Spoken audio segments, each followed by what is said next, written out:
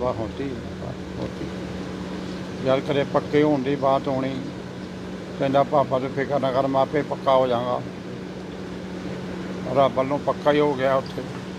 सरकार तो यही अपील करनी चाहते हैं जी जे किस तरह साडी डैड बॉडी मतलब पहुँच जाए असीं अपने हत्थ नाल स्वीकार कर लीए लास्ट हाँ जी। और असीं की कर सकते हैं जिद्दां मंग साडी यही है भी किस तरह सानू जे सरकार ही जो कोशिश करके सानू लिया दे। 14 महीने हुए गए को। हाँ जी। हाँ, उसका शव यहीं आना चाहिए अपने। नहाने गया था दोस्त के साथ। हाँ, नहाने गया था दोस्त के साथ, बस वहीं रह गया दोनों। जो जलमाने वाला था उसने भी उसको बचाने के लिए उसको भी कूद दिया अभी इसमें, और एक और था उसके साथ वो भी पीछे गया, उनको दो को तो निकाल लिया गया और जलमाने वाले की भी साथ में डेथ होगी। इसको तो 2 दिन बाद निकाला गया शायद। 17 साल का था। 17 साल का।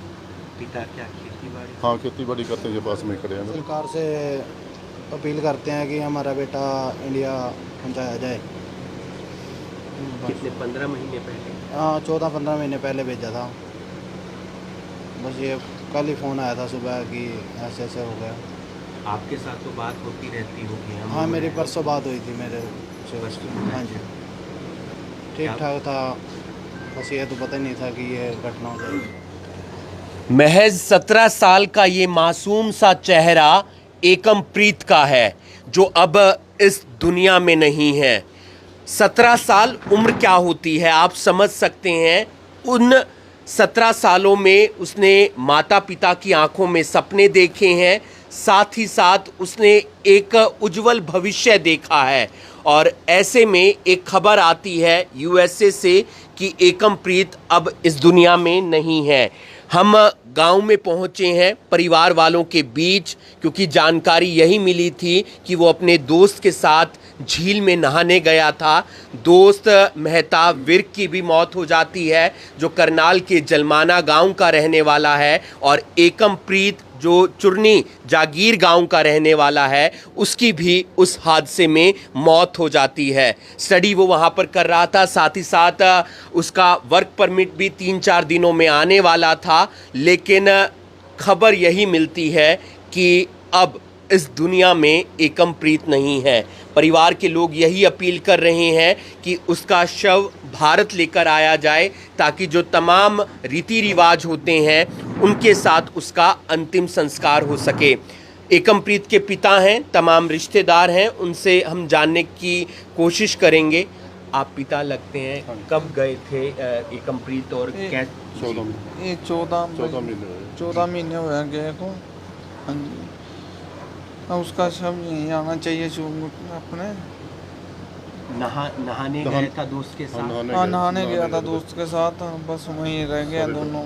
इकट्ठे मुंडे चले गए तो क्या वर्क परमिट भी आने वाला था उसका? वर्क परमिट आ गया 4-5 दिन तक आना सीगा। क्या कुछ अपील करेंगे सरकार से? मुझे यही कहता शब जिस तरह भी आए थे आवे सब हमारा बच्चे का शब वहाँ। आप क्या लगते हैं, क्या पता? मैं उसका दादा ही लगता हूँ। दादाजी लगते? हाँ, दादे का भाई हो तो दादा ही। कितने महीने पहले गया था? अभी 14 महीने हुए हैं। जी। अभी स्टडी कर रहा था वो, तो जैसे बच्चे वहाँ इकट्ठे होकर नहाने चले जाते हैं, चलो आज चले जाएंगे घूमने फिरने जाएंगे, वो घूमने फिरने गया और वहीं पर यही पता लगा कि उस नहर में अपना गए हैं। और दूसरा जो जलमाने वाला था उसने भी उसको बचाने के लिए उसको भी कूद दिया अभी इसमें, और एक और था उसके साथ वो भी पीछे गया, उनको 2 को तो निकाल लिया गया और जलमाने वाले की भी साथ में डेथ होगी। इसको तो 2 दिन बाद निकाला गया शायद। 17 साल का था। 17 साल का। पिता क्या खेती बाड़ी? हाँ, खेती बाड़ी करते हैं, पास में खड़े हैं मेरे। हाँ जी। तो रिश्तेदारों से पैसे वगैरह लेके बस की रिश्तेदारों को पैसे जो यूएसए वाले को मदद करते होने तो कर लेंगे, इतने होते तो पता सारे ही साढ़े वर्गे ने। क्या कुछ चाहते हैं आप सरकार से? सरकार से यही है कि उसका शव वहाँ खराब ना हो, अपना उसको यहाँ इंडिया भी भेजा जाए, जो रीति रिवाज यहाँ के हिसाब से हम अपना संस्कार कर लेंगे।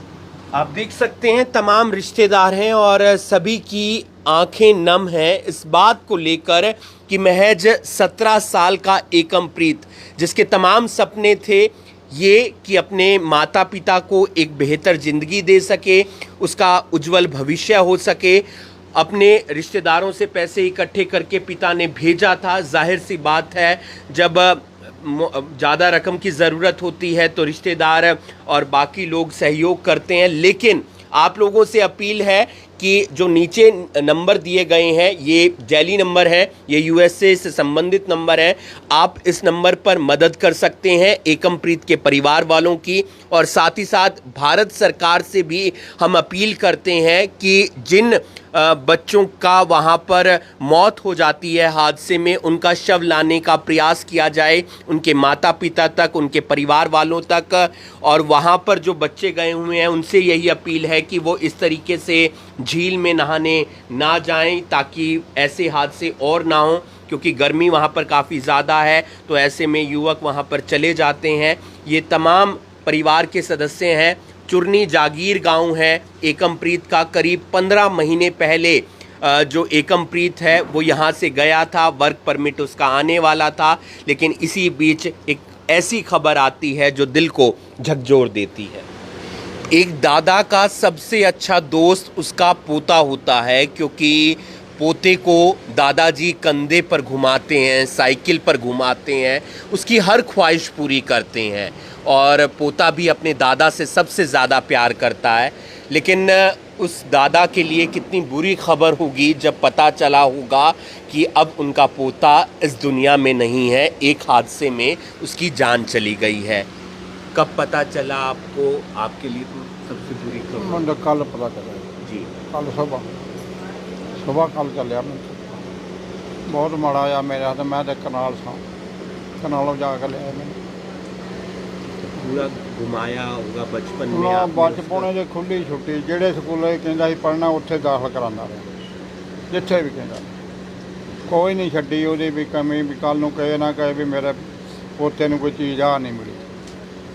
ਹਾਂਜੀ, ਅਸੀਂ ਆਪਣੇ ਵੱਲੋਂ ਨਹੀਂ, ਪੜ੍ਹਾਈ ਵੱਲੋਂ ਨਹੀਂ ਉਹਦੀ ਕਸਰ ਛੱਡੀ, ਕਿਸੇ ਗੱਲੋਂ ਨਹੀਂ ਉਹਨੂੰ ਆਉਣ ਦਿੱਤਾ। ਫਿਰ ਕਹਿਣ ਲੱਗਾ ਪਾਪਾ ਬਾਹਰ ਜਾਣਾ। ਮੈਂ ਕਿਹਾ ਜੇ ਮੈਂ ਡੱਕਾਂ ਤਾਂ ਵੀ ਮਾੜੀ ਗੱਲ ਹੈ।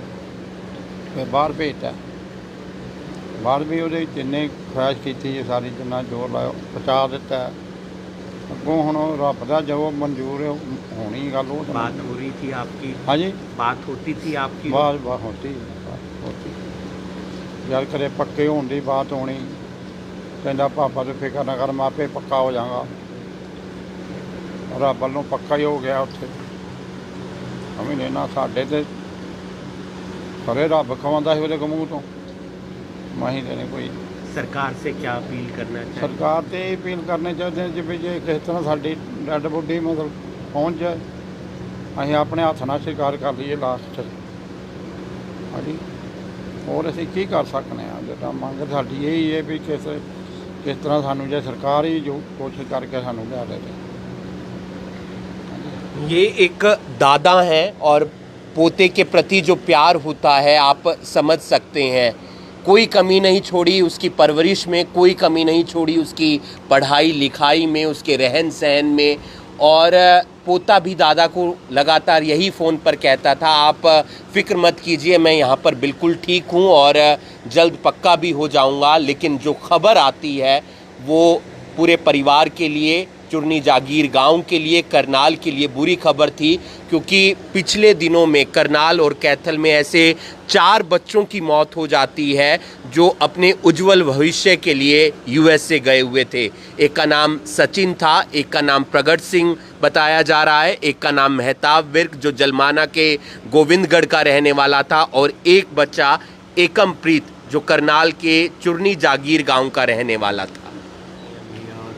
मैं एकमप्रीत का चाचा लगता हूँ जी। बस यही सरकार से अपील करते हैं कि हमारा बेटा इंडिया पहुँचाया जाए। कितने 15 महीने पहले? हाँ, 14-15 महीने पहले भेजा था। बस ये कल ही फ़ोन आया था सुबह कि ऐसे ऐसे हो गया। आपके साथ तो बात होती रहती होगी? हाँ, मेरी परसों बात हुई थी मेरे से। हाँ जी, ठीक ठाक था।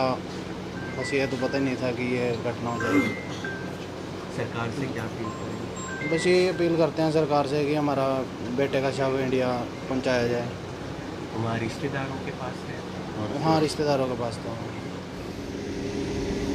हर कोई चाहता है कि ज़िंदगी में कामयाब हो, हर कोई चाहता है कि वो अपने माता पिता के सपनों को पूरा करे, और वही सपने पूरे करने के लिए एकमप्रीत करनाल से यूएसए जाता है। 15 महीने हो चुके थे, उसका वर्क परमिट आने वाला था। अपने दोस्तों के साथ वो एक झील में नहाने के लिए चला जाता है। उस झील में कितना पानी था इस बात की जानकारी उन्हें नहीं थी। वहाँ गर्मी काफ़ी ज़्यादा चल रही है। ऐसे में जब वो झील में नहा रहे होते हैं उसी दौरान वो डूब जाते हैं और इस हादसे में 17 साल के एकमप्रीत की जान चली जाती है।